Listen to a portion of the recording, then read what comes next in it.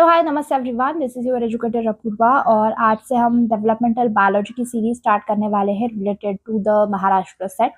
Already cell biology की series जो है वो मैंने अपलोड कर दी है, जहाँ पे 5 साल के पीवाईक्यूज मैंने आपको प्रोवाइड कर दिए हैं। आज से हम डेवलपमेंटल बायोलॉजी की सीरीज स्टार्ट करेंगे। सो चलिए स्टार्ट करते हैं। अगर आपको ये सीरीज अच्छी लग रही है, इससे आपको हेल्प हो रही है, तो प्लीज़ मेरे चैनल को सब्सक्राइब करना ना भूलें और अपने फ्रेंड्स के साथ ज़रूर शेयर करें ताकि इनको भी इससे हेल्प हो जाए। तो पहला क्वेश्चन देख लेते हैं। This is the question related to the sex determination. So question में पूछा है which of the following is critical for the differentiation of bipotential gonad towards the ovarian pathway। So हमें पता है ऑप्शन में दिया है SOX9, FGF8, Wnt4 and BMP4। सो ये जो क्वेश्चन है मैंने एक बार शॉर्ट्स में भी एक्सप्लेन कर दिया था, तो एक बार यहाँ पे भी डिटेल हम देख लेते हैं। हमारा जो गोनट होता है जब एम्ब्रियो डेवलप्ड होता है तब वो बाइपोटेंशियल गोनट होता है, मतलब वो गोनट फीमेल भी वो जो गोनट है वो ओवरी में भी कन्वर्ट हो सकता है और वो टेस्टिस में भी कन्वर्ट हो सकता है। तो क्वेश्चन में ये एग्जैक्टली पूछा है कि ये बाइपोटेंशियल गोनट में कौन से सिग्नलिंग चलेगी ताकि ये बाइपोटेंशियल गोनट जो है वो ओवरियन पाथवे को फॉलो करेगा। सो ये जो बाइपोटेंशियल गोनट है, अगर वहाँ पे Wnt4, RSPO1 और B कैटेनिन ये अगर सिग्नलिंग चल रही है तो ये जो गोनट है वो ओवरियन पाथवे को फॉलो करता है, जिससे वो ग्रैनुलोसा सेल में डिफरेंशिएट होके ओवरियन डेवलपमेंट में कन्वर्ट होता है। So why Wnt4? So Wnt4 is a pro-ovarian signaling factor. It's promote ovarian differentiation in the bipotential gonad. It suppress the testis promoting factor, that is a SOX9 pathway. So Wnt4 जो है वो SOX9 को inhibit करने का काम करता है, क्योंकि SOX9 जो है वो टेस्टिस पाथवे के लिए इंपॉर्टेंट रोल प्ले करता है। So it suppose the granulosa cell fate and the normal ovary development. इसलिए इस पर्टिकुलर क्वेश्चन का जो आंसर है that is nothing but the Wnt4। एक बार बाकी चीज़ें भी देख लेते हैं। सो SOX9 जो है वो टेस्टिस पाथवे के लिए इंपॉर्टेंट रोल प्ले करता है। FGF8 जो है it is not a key for the ovarian development and BMP4 is also involve in the early development signalling but it is not mainly in the ovarian pathway. So इसीलिए Wnt4 जो है वो ovarian pathway के लिए important role play करता है। SOX9 और SRY ये जो दो जीन्स है they are responsible for the testis pathway, जो सर्टोली सेल का डिफरेंशिएशन करती है और वो आगे जाके टेस्टिस का डेवलपमेंट करती है।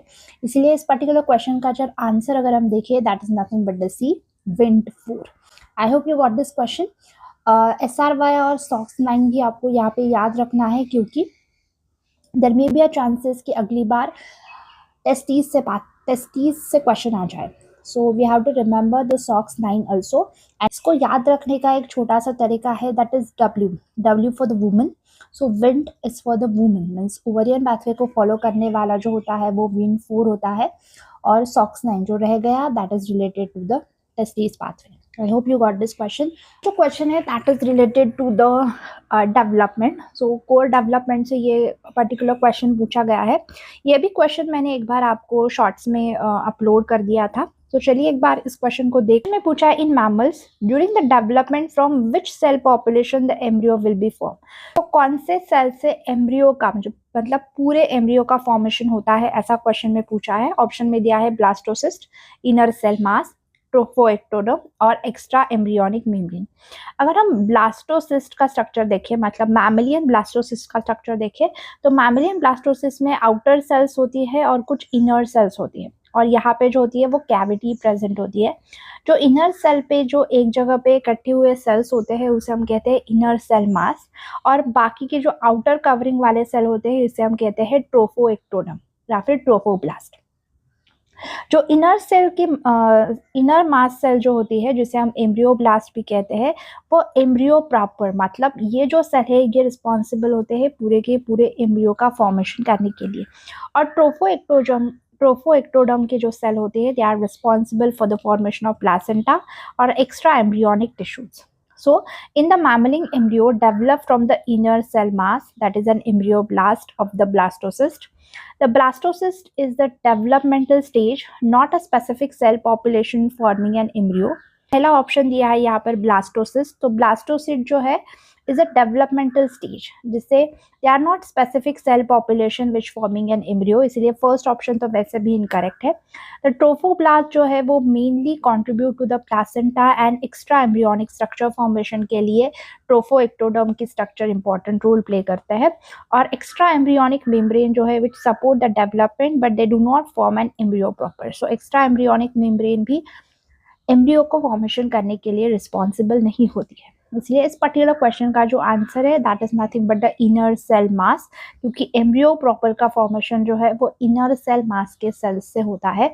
इसलिए इस पर्टिकुलर क्वेश्चन का जो आंसर है that is nothing but the B, that is inner cell mass. I hope you got this question. Question है, इस क्वेश्चन में पूछा है which of the following is the earliest indication of first differentiation event of mammalian embryo. So first differentiation event कौन सा है mammalian development का, ऐसा पूछा है. ऑप्शन में दिया है maternal to zygotic transition, cavitation, blastocyst formation और फिर compaction. अगर हम डेवलपमेंट की स्टेजेस देखें, मतलब फर्स्ट जो होता है वो जाइगोट होता है जो फर्टिलाइजेशन के बाद फॉर्म होता है.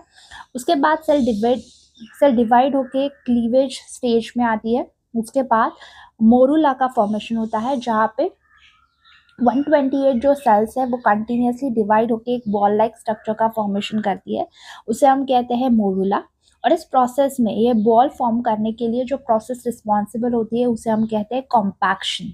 उसके बाद जो होता है यहाँ पे कैविटेशन, और उसके बाद जो फॉर्म होता है दैट इज अ ब्लास्टोसिस्ट, जो अभी हमने देखा था. ब्लास्टोसिस्ट जो फॉर्म हो रहा है मैमल्स में, जहाँ पे इनर सेल मास और द ट्रोफोएक्टोडर्म का फॉर्मेशन होता है. अब कॉम्पैक्शन की ये जो प्रोसेस है this is the first visible differentiation effect. एक बार देख लेते हैं. So compaction is the earliest visible sign of first differentiation event in the mammalian embryo. During compaction जो आउटर ब्लास्टोडर्म होते हैं वो फ्लैटर्न हो जाते हैं और increase the cell cell adhesion. So cell और सेल का इंटरैक्शन जो है वो मोरुला के या फिर कॉम्पैक्शन के स्टेज में बढ़ जाता है. This leads to the polarisation and the first distinction between the outer and inner cell population. So यहाँ पे आउटर सेल कौन सी होगी और इनर सेल कौन सी होगी, इसका पॉलीमराइजेशन हो जाता है. सो मैटरनल टू जाइगोटिक ट्रांजिशन जो है regulatory event, it is not a first morphological differentiation event. So maternal to zygotic का ट्रांजिशन मतलब पहले जो मैटरनल जीन रिस्पॉन्सिबल होते थे सेल को स्पेसिफिसिटी प्रोवाइड करने के लिए, अब वो क्या कर रहे हैं, पर्टिकुलरली जो सेल के जीन्स है वो एक्सप्रेस हो रहे हैं, मतलब जाइगोटिक जीन्स वहाँ पे एक्सप्रेस हो रहे हैं, इसलिए हम इसे कहते हैं maternal to zygotic transition. This event is not related to the first differentiation event. और कैविटेशन और ब्लास्टोसिस्ट का formation is occur after the compaction. इसलिए जो फर्स्ट इवेंट मतलब अर्लीस्ट इंडिकेशन होता है मैमेलियन एम्ब्रियो का वो नथिंग बट द मोरुला या फिर कॉम्पैक्शन की प्रोसेस. सो इसीलिए इस पर्टिकुलर क्वेश्चन का आंसर अगर हम देखें that is nothing but the compaction. उसके बाद का जो क्वेश्चन है that is related to the cleavage. So cleavage से डेवलपमेंटल बायोलॉजी में बहुत ज़्यादा क्वेश्चंस पूछे जाते हैं. इस क्वेश्चन में पूछा है in the type of division of cytoplasm around the periphery of the cell due to the presence of centrally located large amount of yolk is called. So centrally located yolk होने के कारण जो division होती है उसे हम कौन से डिवीजन कहेंगे, ऐसा सिंपल क्वेश्चन यहाँ पे पूछा है. ऑप्शन में दिया है holoblastic cleavage, meroblastic cleavage, सुपरफेशियल cleavage और मेसोब्लास्टिक क्लीवेज.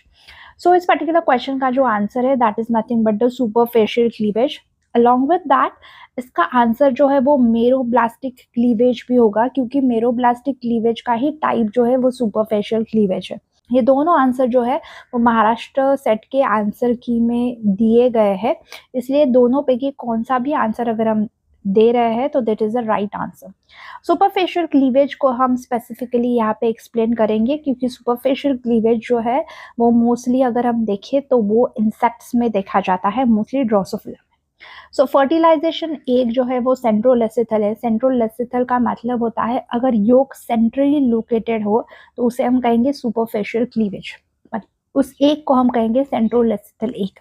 योग सेंट्रली लोकेटेड होने की वजह से जो डिविजन होती है वो पूरी नहीं होती, मतलब यहाँ पे कट जो है वो पूरा नहीं लगेगा क्योंकि सेंट्रली लोकेटेड योग वहाँ पे प्रेजेंट होता है. इसीलिए जो भी न्यूक्लियस जो है वो पेरीफेरी में प्रेजेंट है उसकी ही डिवीजन होगी. So the nuclear division occur only at the peripheral cytoplasm. So nuclei are migrated to the periphery to form a nuclear layer. So यहाँ पे ये nuclear layer का formation होता है. ड्रोसोफिला में मोस्ट कॉमनली जो डिवीजन होती है वो सुपरफिशियल क्लीवेज इसलिए कहा जाता है उसे क्योंकि वहाँ पे सिर्फ न्यूक्लियस का डिवीजन होता है. पहले वहाँ पे कोई भी साइटोप्लाज्म डिवाइड नहीं होता, सिर्फ न्यूक्लियस डिवाइड होते हैं और उसके बाद जब न्यूक्लियस पूरी तरीके से डिवाइड हो जाए फिर उसके बाद क्या होता है वहाँ पे साइटोप्लाज्म की डिवीजन स्टार्ट होती है.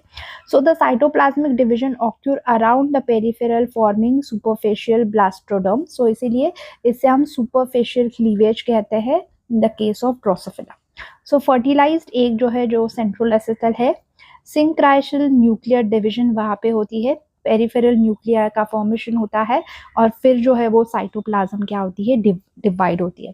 So superficial cleavage occur in the egg that have large amount of yolk located centrally, that is the central lecithal egg. Due to the massive central yolk, the cytoplasm is confined to the thin layer at the periphery. Hence, the cleavage is restricted to the peripheral cytoplasm. This pattern is typically seen in the insect, in the case of Drosophila. Holoblastic cleavage जो होती है उसे हम कहते हैं complete cleavage, मतलब जहाँ पे सेंट्रली योक बहुत कम होता है वहाँ पे इंटायरली क्लीवेज होता है एक का, इसे हम कहते हैं होलोब्लास्टिक क्लीवेज.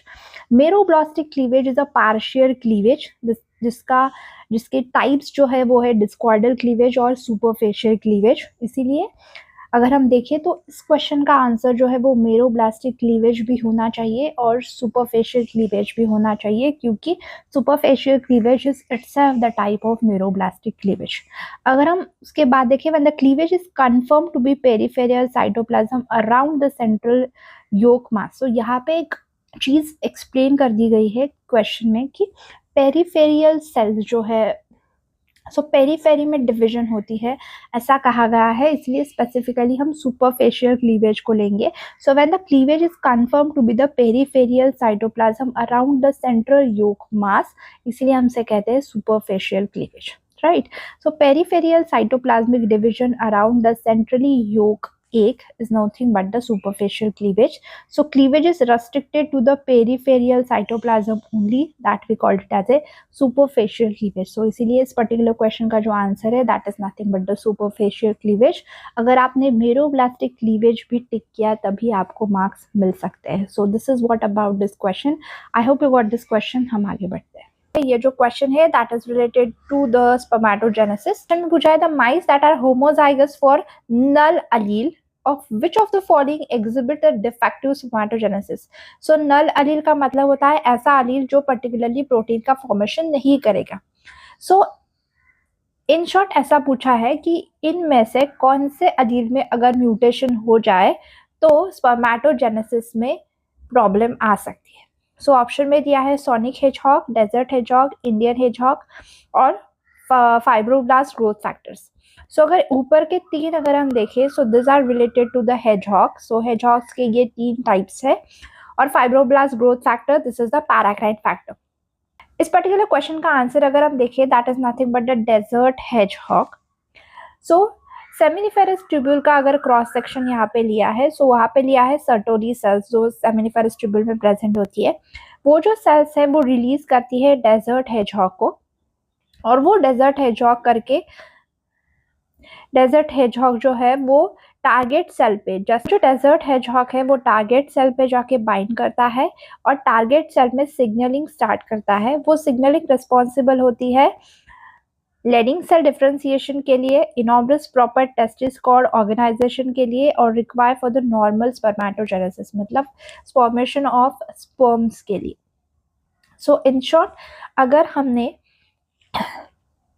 अगर इस डेजर्ट हेजहॉग जिसे हम DHH कह रहे हैं उसमें नल अलील में म्यूटेशन हो जाए तो there is a defective testis development, वहाँ पे टेस्टिस का फॉर्मेशन नहीं होगा और there is a impaired spermatogenesis. So वहाँ पे स्पर्मेटोजेनेसिस डिस्टर्ब हो जाएगा. So desert hedgehog is expressed by the Sertoli cell in the development testis. This signalling is essential for the normal testis development and proper spermatogenesis. Homozygous null mutation in desert hedgehog leads to the defective spermatogenesis in mice, and therefore the correct option इस particular question का है desert hedgehog. I hope you got this question. Sonic hedgehogs जो होते हैं वो mostly eyes के development के लिए या फिर लीम के डेवलपमेंट के लिए हेल्प करते हैं. इंडियन hedgehogs जो होते हैं वो बोन के डेवलपमेंट के लिए मदद करते हैं. यहाँ पे डेजर्ट hedgehog लिखा है, सो डेजर्ट hedgehog मोस्टली टेस्टिस और स्पर्मेटोजेनेसिस के डेवलपमेंट के लिए मदद करते हैं. और इसीलिए अगर डेजर्ट hedgehog में अगर कोई भी प्रॉब्लम आ रही है तो that is responsible for the defect in spermatogenesis. इसलिए इस पर्टिकुलर क्वेश्चन का जो आंसर है that is nothing but the B, desert hedgehog. I hope you got this particular question. हम आगे बढ़ते हैं. अगला क्वेश्चन जो उसी साल में आया है that is related to the hedgehog only, but यहाँ पे क्वेश्चन अलग से पूछा है. इस क्वेश्चन में पूछा है which of the following signalling molecule act as a morphogen, play a key role in patterning of digit in vertebrates limb. So हमारे अगर हमने हमारे फिंगर्स देखे तो फिंगर्स में जो सारे फिंगर्स एक जैसे नहीं है, all are the different, right. So हर एक फिंगर की एक स्पेसिफिक आइडेंटिटी है, वो आइडेंटिटी किस मॉलिक्यूल की वजह से मिलती है, ऐसा क्वेश्चन यहाँ पे पूछा है. सो लीम का जो डेवलपमेंट है, लीम का अगर डेवलपमेंट देखें तो वहाँ पे जोन ऑफ पोलराइजेशन होता है जिसे हम ZPA कहते हैं, और वहाँ से जो मॉलिक्यूल रिलीज होता है that is nothing but the sonic hedgehog. ये सोनिक hedgehog रिलीज होता है. रिलीज होने के बाद जिस जगह पे वो रिलीज होगा वहाँ पे उसका कॉन्सेंट्रेशन ज़्यादा होगा. जैसे जैसे हम आगे बढ़ेंगे वैसे वैसे सोनिक hedgehog का कॉन्सेंट्रेशन क्या हो जाएगा, कम हो जाएगा. उसे हम कहते हैं मार्फोजेंस. मतलब ऐसे मॉलिक्यूल्स जो रिलीज होते हैं, जिस जगह पे रिलीज होते हैं वहाँ पे उसका कॉन्सेंट्रेशन ज़्यादा होता है. जैसे जैसे हम आगे बढ़ेंगे कॉन्सेंट्रेशन क्या हो जाएगा, कम हो जाएगा. सोनिक hedgehog का जो कॉन्सेंट्रेशन है वो पोस्टीरियर साइड पे ज़्यादा होता है. पोस्टीरियर मतलब हमारी जो पिंकी फिंगर है उस पे ज़्यादा से ज़्यादा कॉन्सेंट्रेशन सोनिक hedgehog का होता है. मतलब अगर high concentration of sonic hedgehog अगर हम दे रहे हैं तो वहाँ पे पिंकी फिंगर का फॉर्मेशन होगा. हम जैसे जैसे आगे बढ़ेंगे वैसे वैसे क्या हो जाएगा, SHS मतलब सोनिक hedgehog का कॉन्सेंट्रेशन कम हो जाएगा. हमारा जो थंब है मतलब एंटेरियर पार्ट है वहाँ पे कॉन्सेंट्रेशन बहुत कम है या फिर ना के बराबर है. इसीलिए थंब का फॉर्मेशन कब होता है, जब सोनिक hedgehog वहाँ पे नहीं होता है. इसीलिए हमारी पिंकी फिंगर से हम जैसे जैसे आगे बढ़ेंगे वैसे वैसे सोनिक hedgehog का कॉन्सेंट्रेशन कम होता जाएगा. और लास्ट में जो हमारा थंब है वह कैसे बनता है, जिसमें कोई भी सोनिक hedgehog का कॉन्सेंट्रेशन नहीं है, तब हमारी जो फिंगर है वो क्या कहलाती है, थंब कहलाती है. So this is the morphogens which play an important role in formation of our fingers, that is digits. So I hope जो मैं आपको बता रही हूँ वो आपको समझ में आ रहा है. So sonic hedgehog concentration help to specify the digit identity and patterning. So हमारा पिंकी फिंगर जो होता है that is the number 5. So number 4 जैसे जैसे हम आगे बढ़ेंगे वैसे वैसे सोनिक hedgehog का कॉन्सेंट्रेशन कम होता जाएगा. So sonic hedgehog act as a morphogen during the vertebrate limb development. Sonic hedgehog produced by the zone of polarization activity जो कि पोस्टीरियर साइड पे प्रेजेंट होता है in the posterior limb bud. Its concentration gradient pattern the anterior and posterior axis and help to determine the digit identity. So उसका concentration ही क्या करता है, digit identity को बताने के लिए हेल्प करता है. So therefore the correct option of this question is nothing but the sonic hedgehog. Sonic hedgehog from the zone of polarisation activity is the key of morphogen for the vertebrate digit patterning. So इसीलिए इस particular question का अगर answer अगर हम देखें that's nothing but the sonic hedgehog, that is B. I hope you got this question. So यहाँ पे भी वही जो चीज़ें हैं वो एक्सप्लेन कर दी गई है. अगर आपको यहाँ से ज़्यादा समझ में आ रहा है तो आप यहाँ से भी देख सकते हैं. सो हमारे फिंगर्स के डिजिट ऐसे होते हैं 5, 4, 3, 2 और 1. सो 5 में ज़्यादा SHS का कॉन्सेंट्रेशन होगा. हम आगे बढ़ेंगे SHS का कॉन्सेंट्रेशन क्या होता जाएगा, कम होता जाएगा. So SHS forms a morphogen gradient in the limb bud. Different concentration activate different target genes. So वहाँ पे स्पेसिफिक डिजिट की फॉर्मेशन होता है. सो यहाँ पर अगर हम बाकी ऑप्शंस के बारे में देखें, क्योंकि 2 बार इससे क्वेश्चन आया है तो अगली बार इंडियन hedgehog से भी क्वेश्चन आ सकता है. डेजर्ट hedgehog जो है वो इम्पोर्टेंट रोल प्ले करता है टेस्टिस और सर्टोली सेल डेवलपमेंट में, नॉट इन द लीम पैटर्निंग. जो हमने पिछले क्वेश्चन में देखा। इंडियन हेजहॉग जो है वो रेगुलेट करता है chondrocyte proliferation and bone growth. So bone की ग्रोथ के लिए और कॉर्ड्रोसाइट मतलब बोन फॉर्म करने वाली सेल जो होती है उसके प्रोलिफरेशन में Indian hedgehog important role play करते हैं। और जो यहाँ पे लिया है transcription transforming growth factor beta, जो कि लास्ट ऑप्शन यहाँ पे दिया है, which involve in many processes but not in the primary morphogen for the digit patterning. So digit patterning में TGF बीटा का कोई भी रोल नहीं है। So TGF beta is also one type of paracrine factor. Hope you got my explanation over here. हम आगे बढ़ते हैं। क्वेश्चन जो है that is nothing but the gastrulation के मूवमेंट से क्वेश्चन है। This is also one of the most important topic जहाँ से क्वेश्चन पूछा ही जाता है हर साल related to the developmental biology. So gastrulation in Drosophila begin with the change in cell shape and contraction of the epithelial sheet from an apical surface. This process is called. So Drosophila के ग्रास्टुलेशन की जो process है वो start होती है contraction of epithelial cells. सो वो contraction जो हो रहा है उस प्रोसेस का नाम क्या है, ऐसा क्वेश्चन पूछा है। प्रोसेस में दिया है involution, convergent extension, epiboly and invagination. So इस पर्टिकुलर क्वेश्चन का जो करेक्ट आंसर है that is nothing but the invagination. Invagination म्हणजे infolding of the cells. So cellularisation means synchronal blastomeres. हमने पिछले इसी क्वेश्चन में पिछले देखा था कि अगर सेल जो पेरीफेरी में डिवाइड हो रही है तो उसे हम कहते हैं सिंक्राइशल ब्लास्टोमर्स, जो कि ड्रोसोफिला की स्पेशलिटी है। वे फॉर्म ए सेलुलर लेयर्स, एक सिंगल लेयर का फॉर्मेशन होता है। Apical contraction, so apical surface cell change their shape and they are become contract. इसके बाद होता है इन्वाजिनेशन। सो सेल जो है वो ब्लेंड होती है inward from an mesoderm and ectoderm. So cell जो है वो बेंड हो जाती है ताकि वो मेसोडर्म और एंडोडर्म के सेल का फॉर्मेशन कर सके। और ग्रास्टुलेशन का फॉर्मेशन होता है, मतलब 3 जर्म लेयर का फॉर्मेशन होता है। सेल यहाँ पे अंदर जा रही है, इन्वाजिनेट हो रही है, इसलिए इस प्रोसेस को हम कहेंगे इन्वाजिनेशन। इन्वोल्यूशन जो है that is the inward movement of cell sheet at the blastopore leaf. So blastopore leaf से अगर inward movement ले रहा है तो उसे हम कहते हैं involution.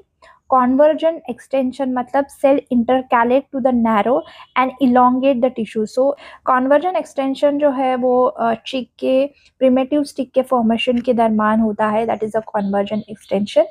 And epiboli is the spreading of cell over the yolk by thinning or expansion, that is see in the fish and amphibian embryo. So epiboli जो है जहाँ पे क्या होता है, सेल बाहर से कवरिंग करती है, यहाँ पे अंदर जा रही है, वो बाहर से अगर कवरिंग कर रही है तो उसे हम कहेंगे ईपीबोली। चलो ये तो चीज़ें हम डिटेल में आगे पढ़ेंगे ही, डिफरेंट टाइप्स ऑफ ग्रास्टुलेशन। लेकिन यहाँ पे आपको ये याद रखना है कि सेल अगर इनवर्ड जा रही है, फोल्ड हो रही है, इन्वाजिनेट हो रही है, तो इसका पर्टिकुलर ऑप्शन होगा invagination. So that is nothing but the D. I hope you got this question. चलिए आगे बढ़ते हैं। This is the all questions related to the developmental biology. हमने 2025 के सारे क्वेश्चंस देख लिए हैं। If you like my videos, if you feel my videos is helpful to you, then don't forget to subscribe my channel. Thank you so much for watching this video, guys. All the best and keep learning. Bye bye.